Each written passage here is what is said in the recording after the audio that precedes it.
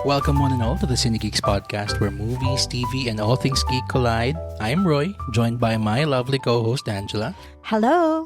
Hey Angela. And for today's episode, we will be talking about a movie that we have been looking forward to seeing for a long time. Yes, I'm yes. sure na hindi lang tayo, pero so many of our other Cinegeeks out there, nakikita ko nung nag-post tayo na nanood tayo, nilagay mo sa Instagram Reels yung ticket natin. Yeah. Dami dami nag-heart. So this is a very awaited discussion. Yes. It's getting a lot of buzz. True, very true. Both here and abroad. Yep. And it's also from A24. And we know yes. whatever A24 produces, talagang maganda. Yan. A24 equals buzz machine.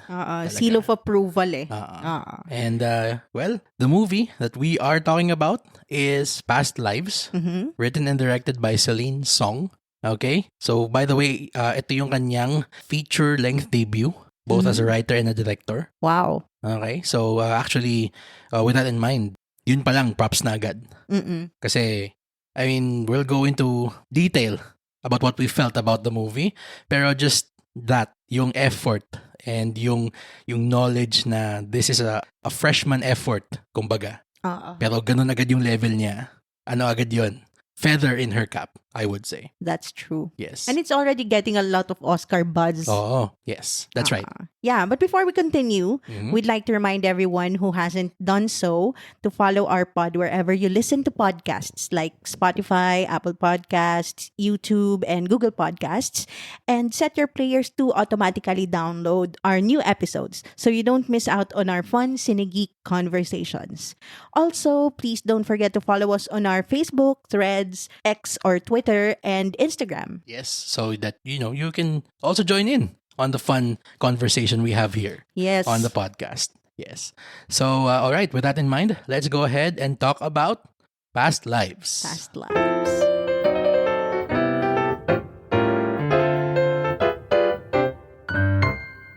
Nora and Hae Sung, two deeply connected childhood friends, are wrested apart after Nora's family emigrates from South Korea. 20 years later, they are reunited for one fateful week as they confront notions of love and destiny. All right, so the cast includes Greta Lee, Teo Yu, and John Magaro. Okay, Greta Lee, famous for her supporting role sa Russian Doll. Yes, that's what I'm... sabi ko nga, parang familiar diba? siya, no? Siya pala si Happy Birthday, baby! Oo, yun, exactly, siya. Tapos si John Magaro, I don't know if you've seen this, pero siya yung nasa Big Short, The Big Short, yung about the 2008 recession. The awesome movie. Well, not the subject matter is not awesome. Pero the movie itself is fantastic. And siya yung... And he was also in Umbrella Academy. John Magaro. Okay. I haven't seen that, sorry. First season, I think. Okay. Sige. Yan. Well, with that in mind, Ange, what did you think of Past Lives? Well, my first impression, na-remind ako agad dun sa movie ni Wong Kar-wai, In the Mood for Love. Kasi the subject topic is also about parang forbidden love, ganyan, or parang unexpressed passion between two people who are not supposed to be together. Ganon.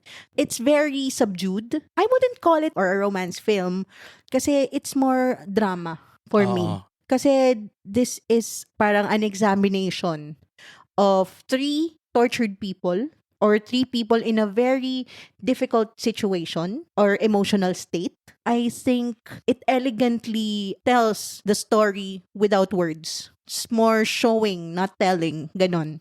Oo. I mean, in terms of yung sa showing pa lang, grabe yung titigan eh. If looks could kill. Yes, diba? Talagang, sobrang meaningful. Ang bigat eh.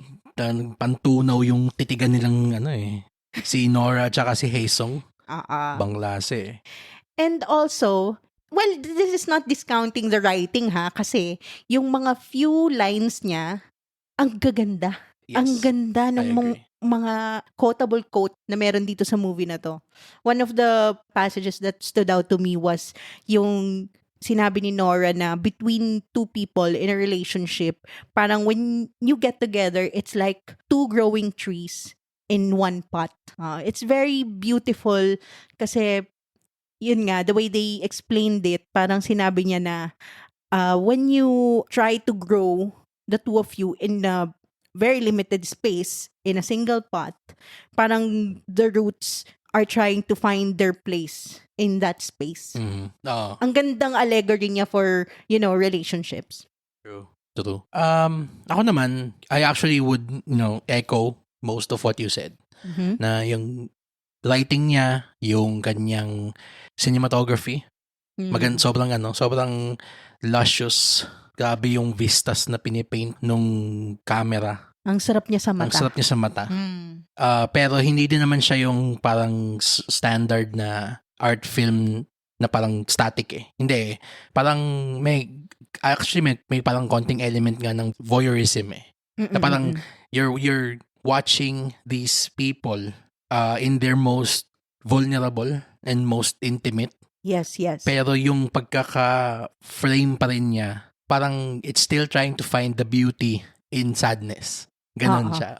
In terms of yung sa writing naman, just going back, yung sinasabi mong yung mga show don't tell moments, dun din yung babagsak eh. Na mas pinili ni Celine Song na i-tell yung story more doon sa direction niya on the page, on how these characters, deal with each other. Yes. And tama ka din na yung sa words na ginamit niya, yung spiel, yung dialogue nila, yun nga, sobrang niyang calculated eh. Yung dialogue niya. Yes. Ibang klase yung bigat ng bawat linya na sinasabi. Of course, I mean, one could say na parang, people don't really talk like that in real life. Pero in this specific kind of parang story, I mean, we've all seen or have watched many dramatic works of art naman before. Films, plays. Sometimes yung realism works. Sometimes it does not. And I firmly believe na for this kind of melancholic story, kailangan niyang hanapan siya ng yung balance eh. Na, yes. Ipapakita pa rin niya yung life as life is for everyone. Pero kailangan pa rin niyang bagsakan tayo nung mga mabibigat eh. Yung mga linyahan na parang sinabi mo kanina, yung roots and yung sa isang pot, yung ganon. Yeah. Na it's the only way na you as the audience member can parang partake, so to speak, in this feeling of uncertainty. Yeah. This feeling of parang repression. And in the case of yung husband niya, ni Nora, yung si Arthur, yung kanyang feeling of, gusto kong sabihin devastation eh. Kasi parang ang pakiramdam nung pinapanood ko siya, it actually feels like a dream. The whole thing. Yeah. Especially when we get to the part na yung quote-unquote tumultuous week na nila. Yan. It feels like a dream kasi si Nora tsaka si Hae Sung, I mean, just a quick backgrounder lang. Yung start ng movie shows na they're 14, 15, 16, mga ganun, teenagers. Teenagers, yeah. Tapos, aalis ng Korea yung family ni Nora or Nayong. Yeah. Nayong. Back in Korea. Tapos, parang ang implication nung story sa atin is they've always been inseparable since children sila. And hindi sila, parang more MU. They're friends, pero alam mo yung parang childhood crush, puppy love, ganun. Parang hindi nga lang eh. Kasi, eto pa, may part dun sa simula, and minor spoilers, yung bago sila umalis ng Korea, tinanong siya ng nanay niya, na parang, sino ba tong friend mo? Who do you like at school? Who do you like at school? Sabi ni Nora, ni Nayang. Sabi ni Nayang sa nanay niya, na gusto niya si Hae Sung. Tapos, itong si nanay, gumawa ng play date nila bago sila umalis. Tapos, ang explanation ni nanay doon is, I want to create memories for her before we go. Okay. Yan. So, doon pa lang, parang alam mo na may babaon ng matindi sa kanya. Yan, kasi, yun na nga, MU na nga sila as kids. Tapos, parang ang last memory pa niya with this guy Mhm. is Special a moment. special moment. Oo. Oo. Tapos, we fast forward 12 years. Mhm. And if I may say so, actually, napaka-smart nung kanyang parang framing device nun. Oo. Yung parang 12 niya. Ang galing na nila. Yung first 12-year time jump niya, pinakita niya na naging successful si Nora dun sa pinaglipatan nila. She's now in New York. Parang ganun, college na sila nito. College na sila. Tapos itong si Hae Sung, part siya ng yung military, yung parang mandatory. Yung mandatory military service ng Korea. Yes. Tapos we jump another 12 years. Mhm. And doon natin makikita na nagkaroon sila ng first contact nila.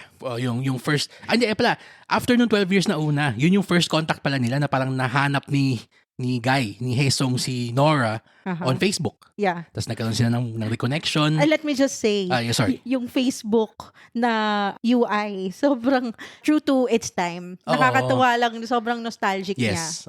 Kasi yung lumang layout, tapos yung video call na Skype. Tung, tung, tung. Dung, dung, dung. Yung ganun. Nakakatuwa. Skype. Oo Okay nga, na. ngayon ko lang ulit narinig yung Tagal ko Skype. na din nakita yung Skype. Anyway, yun. So, via Skype, nagkaroon sila ng reconnection. Mhm. And natuloy, parang actually nga, parang tinuloy nila yung ano nila eh. Yung MU-MU-han nila eh. Pero, parang LDR, ganun. yun nga eh, parang siyang LDR na hindi LDR. Tapos, itong si Nora, nag-make siya ng decision na gusto niya mag-focus sa work niya. Which is admirable. No problem with that. Yeah. Ang naging sacrifice lang ay yung maitutuloy ba nila itong naudlot na thing nila. I think si Nora was built up as somebody ambitious. Yun yung in-establish nung story. Oo. So, it only makes sense, true to her character, na piliin niya yung career bago yung love niya, di ba? Yes, oo. Pero, ang pagkatapos nun, nagkaroon tayo ng isa pang 12-year jump na pagkatapos nila mag-agree na we'll talk after a year. Tapos 12 years silang hindi nag-usap na naman. Yeah. Pero, nakilala na ni Nora si Arthur. Yes, the husband. The husband. The third part of our love triangle. Menage a trois. So to speak. Ganun. Ngayon, going back to sa sinabi ko kanina, yung feeling of devastation na meron. Gabi yung pagkakasulat ni Celine Song nung perspective din. And hindi lang yung perspective ng husband, actually yung silang lahat.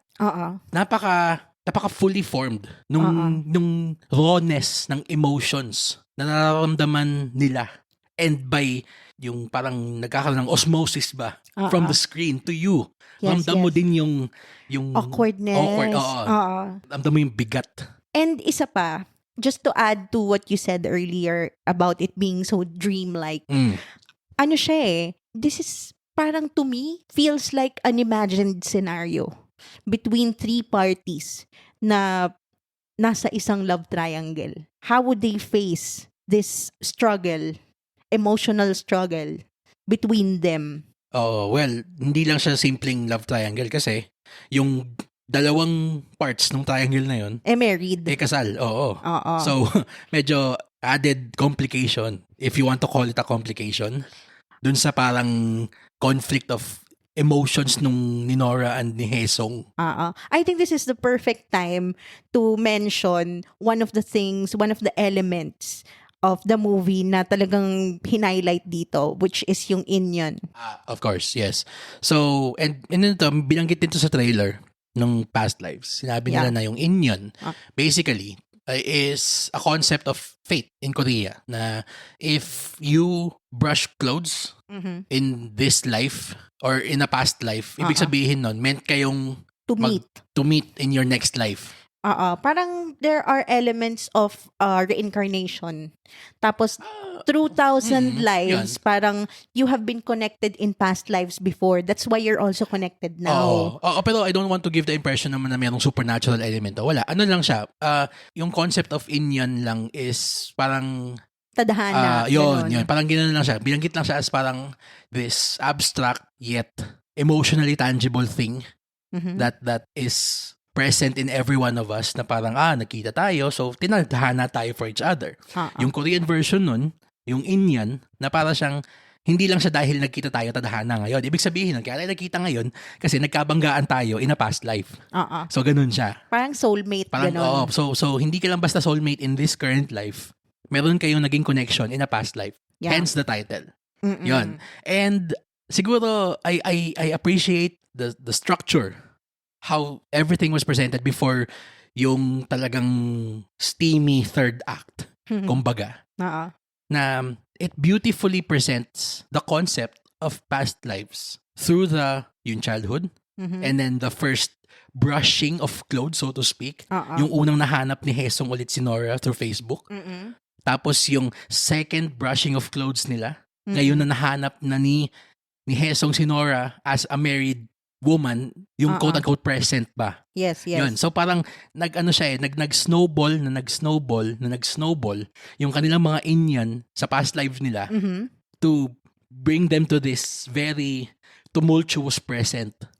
Kaya yun nga napaka-smart nung ganung writing niya eh. Yeah.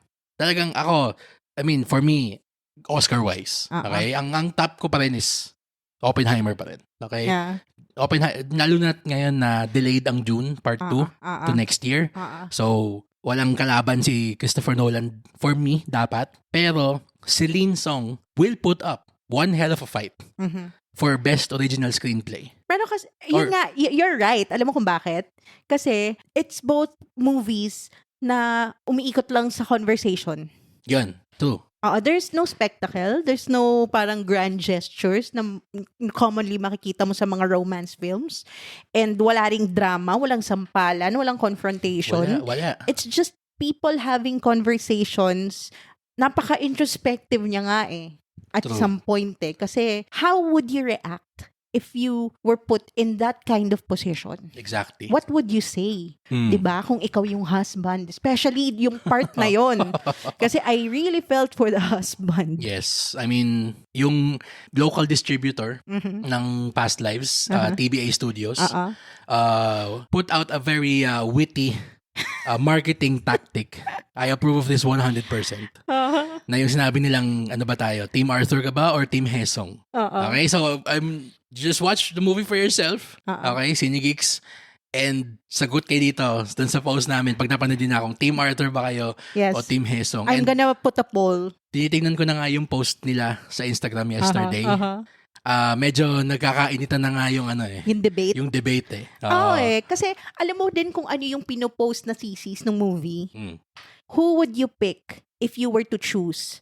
Yung destined for you o yung pinili mo? The one you chose or the one destined for you? Di ba kanta yun? Kanino bang kanta yun? Are you gonna... Hindi. Yung sino bang pipiliin ko? Baka makapiright tayo. Sino ba yun? Si Casey ba yun? Tandingan? Tama ba? Ayun. Parang yung song na parang sino ba pipiliin mo? Yung mahal mo o yung mahal ka? Pero it's not like that eh. Hindi siya ganun, syempre. Hindi naman siya ganun kasimple. Of course.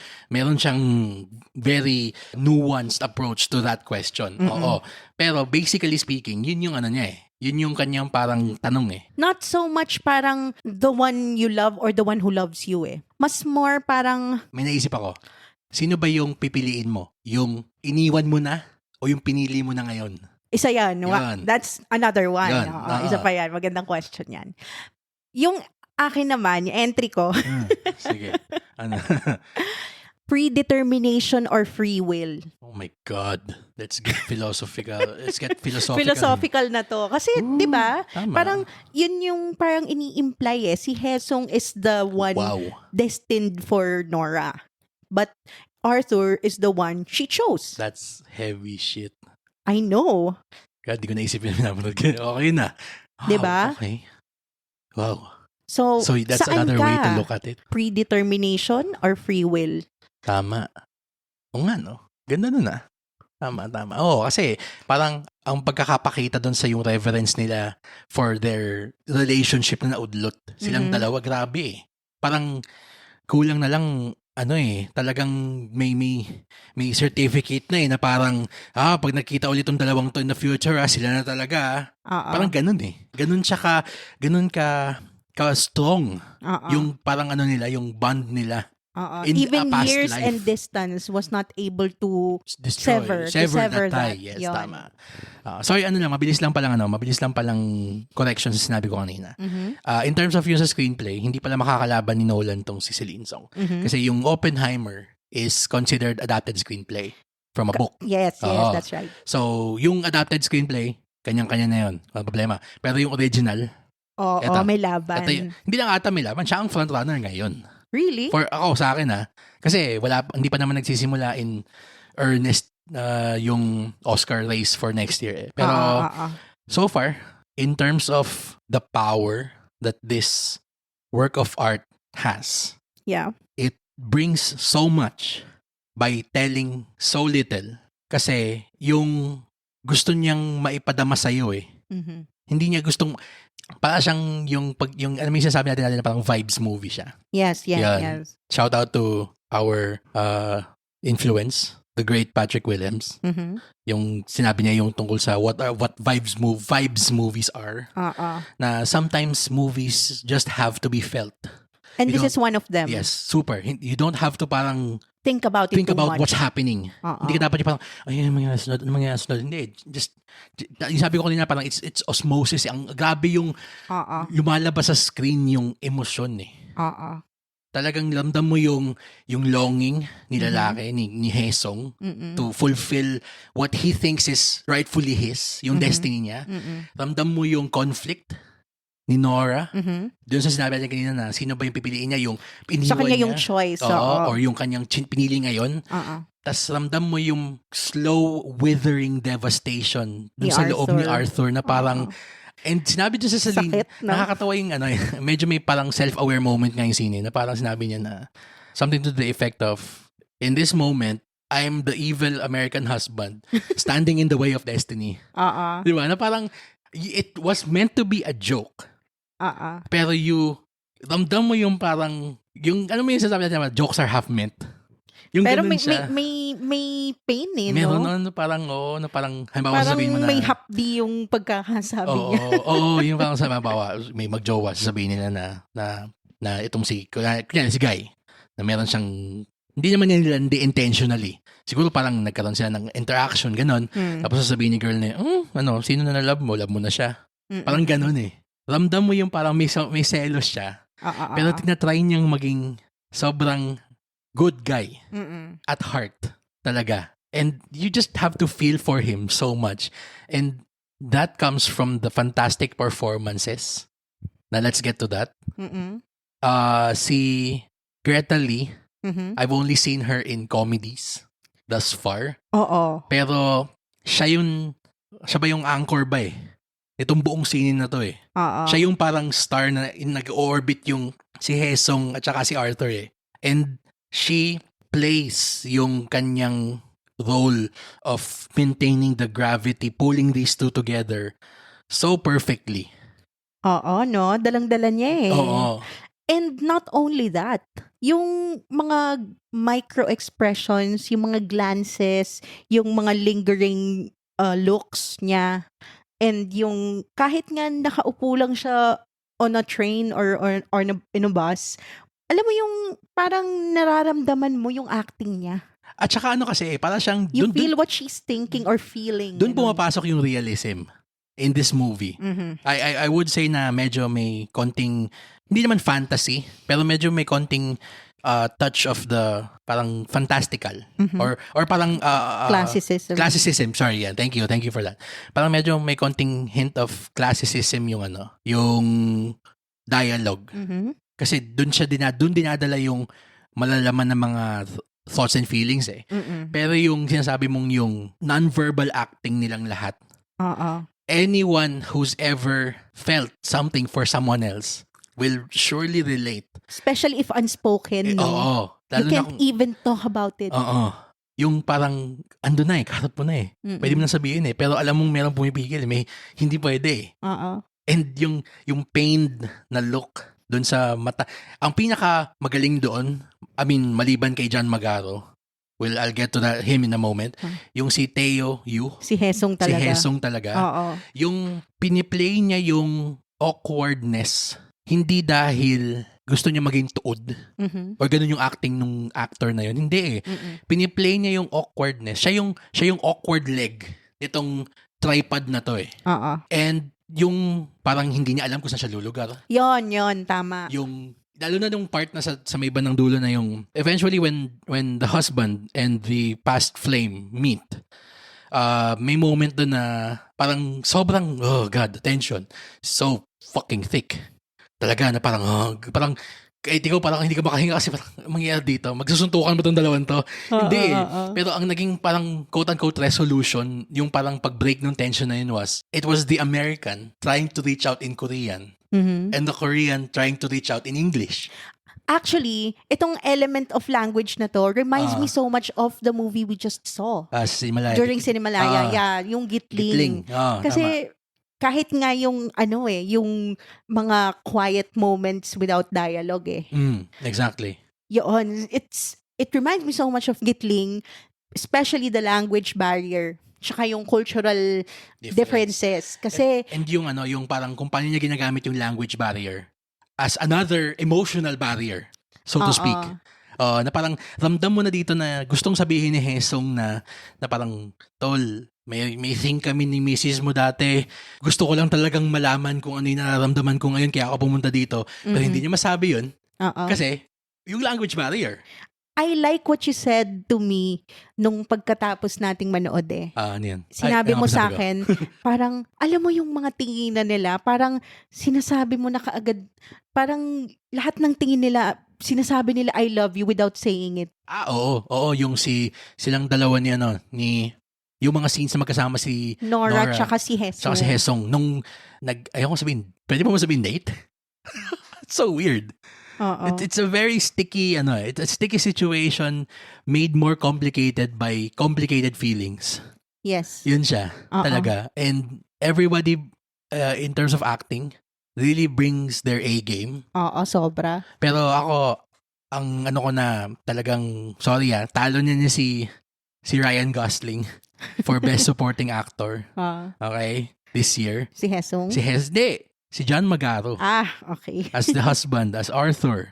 Yun na nga kasi if I remember it correctly, he has even fewer dialogue than the two of them combined. Sobrang facial acting lang no? Oo.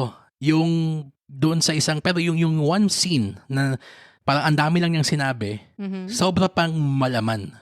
Na parang basically tinanong niya na, okay, andito siya. Ano ba nararamdaman mo? Tapos sinabi ni girl ko yung nararamdaman niya. Tapos siya naman, parang basically sinabi niya na, okay, so, mahal mo pa rin ba ako? Yung parang ganun. Na, they're asking it without asking it. Oo, exactly. Oo, yung ganun. Yung mga double entendres. Oo. And it's used to devastating effect. Yes. Talaga. And yung cultural divide was also na-utilize yung language dun sa cultural divide ni Arthur, dun sa dalawa, yung mag-childhood sweethearts. Yung dalawang ethnic Korean. Yes. Yes. Kasi yung part dun sa bar, yung conversation nila, parang I feel so badly for the husband talaga. Gusto mong yakapin na lang si Arthur. Tara, lika, inom tayo. Nandito tayo, di ba nandun? Inom na lang tayo. Tara.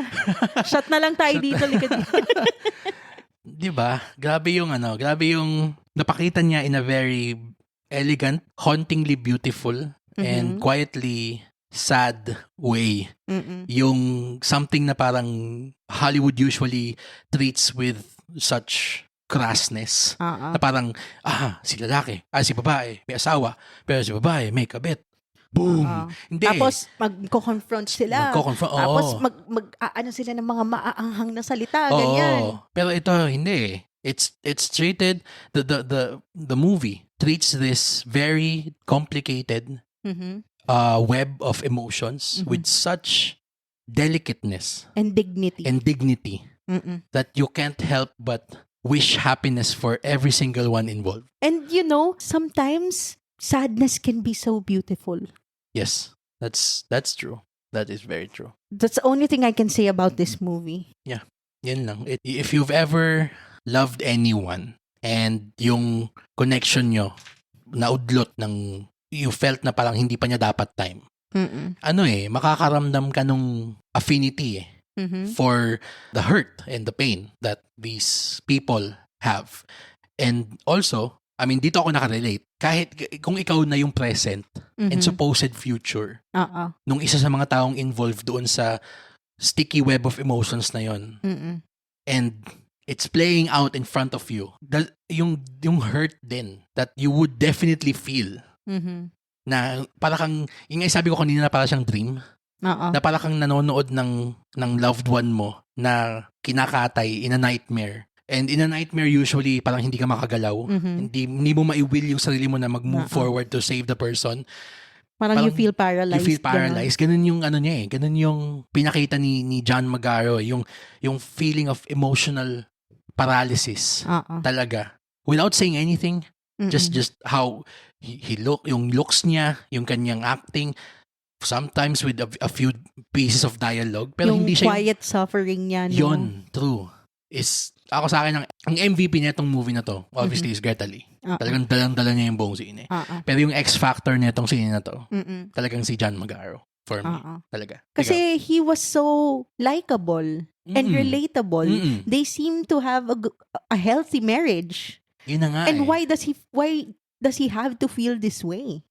Because oo. your partner is devastated of losing something she never even had. Yun pa. Oo.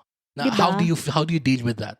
How do you let go of something you never even had in the first place? Oo. They were never lovers. Exactly. Diba? That was clarified many times in the movie na they were never together. Hindi naman nagsabi si lalaki na tayo na ba? Hindi naman siya sinagot ni girl. Oo. To. Sobrang yung heart-wrenching. It's a quiet tragedy for everybody involved. Talaga. And it's, dare I say, one of the best movies of the year talaga. It lives up to, if you look at it that way, na parang how it portrays complicated emotions in such a hauntingly beautiful and devastating way. This movie is one of the best movies of the year for me. So, in terms of ranking ng mga quote-unquote Oscar contenders, syempre Oppenheimer pa rin tayo. Tapos Past Lives, tapos Barbie. Pero, it's not everybody's cup of tea. It won't be. Yes, it will Especially not be. dahil nga, it's all about their interactions, verbal and non-verbal. So, ayun, para sa ibang tao, mabobore siguro kasi nga, it's all talk. Kailangan mong magpadala doon sa emotion talaga eh. Tsaka parang make it make sense. Bakit hindi sila katulungan ni diba? Oh, you have to vibe with it. You don't worry about the plot machinations na parang, nakita sila ulit. So dapat magiging sila. Hindi. Just feel it. Parang sabi nga ni Christopher Nolan, you don't have to sometimes films are not meant to be understood. They're just meant to be felt. Okay, Tenet. Kasi hindi ko talaga naintindihan. So hard to understand literally. Grabe. Ayun, meron tayo doon. Panoorin mo na lang ulit. Okay. Any last thoughts for Past Lives? Parang deserved naman yung buzz. Yeah, I totally agree. And I'm so happy to see Asian representation. Oo. This is the second time na sobrang highly praised ang isang Asian film produced by A24. Yung respect and reverence ni A24 for telling authentic Asian stories. Yung Everything Everywhere All at Once. All at Once, yes. Best Picture. Last year, yun siya yung pinakita niya authentically yung struggle ng isang mother and daughter trapped in an honor-bound relationship. And also yung marriage din nila. Yung marriage din ni Waymond at saka ni Evelyn. Yun. Yeah. Sobrang parang kahit nga hindi ka Chinese, nararamdaman mo na parang if you've ever been in a committed relationship and both of you are career people, ramdam mo yung niya doon eh. Yung weight nung responsibility and yung parang duty. How do you balance the future and the present? Yun yung sa Everything Everywhere All at Once. Ito dito yung quiet and dignified suffering ng Asians with their emotions. Hindi kasi tayo yung parang tipong Western na pag may naramdaman sigaw agad! Woo! Hindi. Tayo, pinapakulo natin sa loob. Hanggang puputok na tayo, Tapos, hindi na natin nasabi in the best way possible yung nararamdaman natin. Most of the time, kinikim-kim lang naman natin. Diba? True. So, yun siya. Ang ganda nung, tama ka, ang ganda nung yung authenticity. Commitment ni A24 to authentically bringing Asian voices May theory ako. to film. Sorry, I'll go. A in A24 Asian 24. stands for Asian. Feeling ko lang talaga. Props to TBA for bringing this movie here. Talaga. So, if it weren't for them, we wouldn't have the chance to see this in the big screen. Where it's meant to be seen. No, kasi, merong magiging mga paraan dyan, pero hindi mo mararamdaman eh. Kapag sa TV mo lang or sa computer mo lang siya napanood, kailangan mo maging locked, quote-unquote, in a room with them. I'm so happy to see movies like this coming out this year. Ang dami magaganda. And this only goes to show na if you support the film industry enough, you will have works of art like this. Yes. More. True. True. Gabi How about you? Final thoughts? Yeah, I can't recommend it enough. Talaga. You have to experience it. Make up your mind about the theme of it, everything else. Pero above all else, just let the movie wash over you. Yes. Talaga. Kasi kapag nadala ka ng buong sine, it's a sad feeling of satisfaction. Yan. Leave your expectations out the door. Yes. Yun din. Yun din. Yeah. So, I guess that's it. For Past Lives, okay.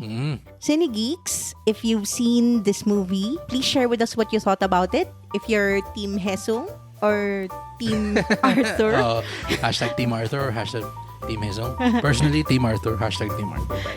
Justice for Arthur. Hashtag Justice for Arthur. Yes. Anyways, you can comment it on our social media. Again, we are on Facebook, Instagram, Threads, and X or Twitter at Cinegeeks Pod. And for my co-host Troy, this has been Angela. Thank you for listening to the Cinegeeks Podcast, where movies, TV, and all things geek collide.